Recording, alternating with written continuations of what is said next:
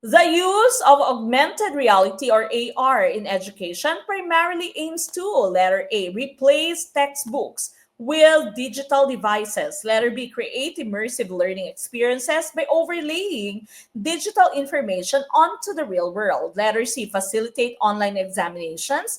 Or letter D, standardize teaching methods across classrooms. Letter B po ang ating tumpak na choice. Create immersive learning experiences by overlaying digital information onto the real world. That's your AR, no? Augmented reality. Ito po yung mga examples niya. 'Di ba? Yung meron kang AR, no? AR, yung meron kang mga gadgets na ganyan. Tapos na-imagine ng bata na parang 3D or 4D siya. Nakikita niya, no? Natatouch niya. Kaya nga parang real world siya, 'di ba? So napakaganda kapag meron tayong ganyan sa ating po mga classrooms. Okay? So letter B is tumpak.